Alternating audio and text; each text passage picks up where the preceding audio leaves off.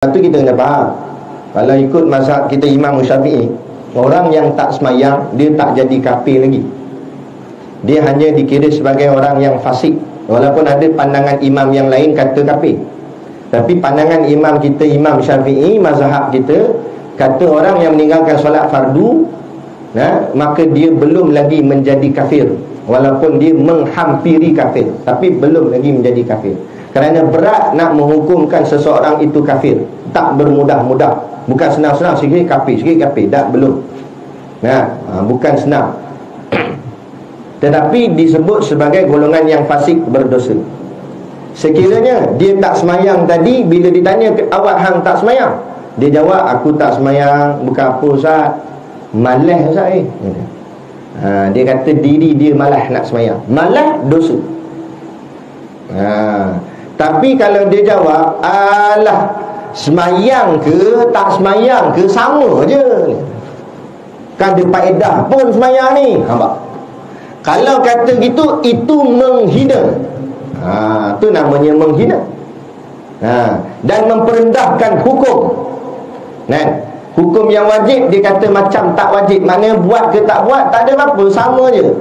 Menghilangkan perintah yang wajib, hukumnya bukan sakat dosa, kafir.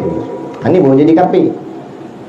Sebab tu kita kata, kalau dia hanya tak menutup aurat, tu baru kira berdosa. Tapi kalau sengaja memperlekehkan Islam, memperlekehkan apa yang dibawa datang oleh Rasulullah SAW, maka itu dikira menghina. Maka orang yang menghina Nabi dihukumkan murtad. Kemudian kata Buya Yahya, seorang ulama di Indonesia, murtad ni dia ada dua kategori. Ada dua kategori. Satu murtad yang biasa-biasa. Murtad bukanlah nak kata ringan tak ringan. Murtad tu teruk dah. Tapi itu baru murtad pangkat apa nama?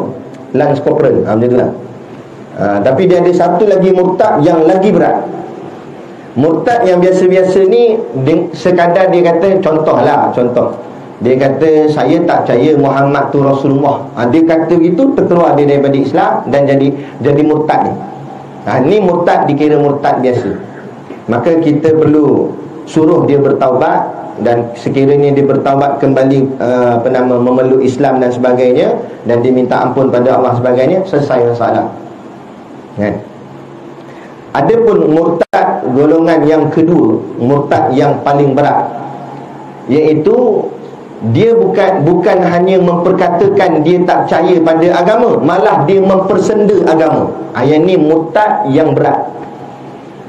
Bila sampai tahap mempersendakan agama, sekalipun dia bertaubat, pandangan paling ringan kata wajib takzir atas ni. Maksudnya wajib dihukum dengan hukuman yang berat sekalipun bertaubat. Sebab apa? Sebab perbuatan mempersenda. Mana kalau nak murtad saja, bukan kita suruh dah. Itu orang cakap apa, rendah sikit lah. Tapi kalau sampai menghina dan mempersenda, itu sangat berat. Itu sangat berat. Maka kena hukum yang sangat berat. Itu yang saya maklumkan, yang dapat tahu, baca itu di mana tahu, di telefon ni. Katanya dia kena denda RM20,000.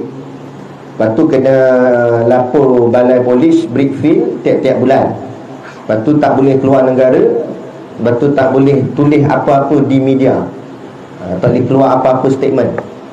Memanglah nampak macam berat agak, tapi tak cukup berat. Kena berat lagi. Contoh, di penjara selama 50 tahun. Contoh. Baru kata berat. Sebab apa? Sebab apa kita kata kena, ulama kata kena hukum takzir ni, kena hukuman yang berat, supaya perbuatan dia tadi tidak ada orang lain yang berani ulang. Kalau hukum ni sekadar macam tu, sok-sok keluar pula lagi seorang. Dia kata dah apa susah. Mereka ni bukan orang susah. Dia pula ada orang belakang dia, dia ada geng dia. Setakat RM20,000 senang-senang boleh bayar, tak ada masalah.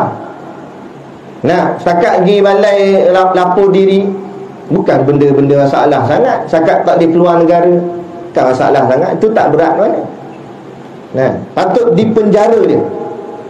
Selama dalam tempoh yang panjang, biar dia, orang cakap apa, terasa tersiksa. Sebab apa? Sebab dia menghina Rasulullah. Dia telah menyakitkan hati para pencinta Rasulullah di seluruh dunia, bukan hanya di Malaysia. Ada. Sebab tu perkara ni tak boleh kita anggap ringan. Sebab tu kita kena laksanakan dengan hukuman yang berat, supaya orang lain nak buat tak berani. Supaya orang berjaga-jaga. Lepas ni kalau nak buat joke ke, nak buat apa ke, jangan, jaga. Ada sensitivity dalam bab agama, dalam bab akidah, bab syariat Nabi dan sebagainya. Ini kena jaga. Jadi ini adalah hukum yang telah ditetapkan oleh para alim ulama'.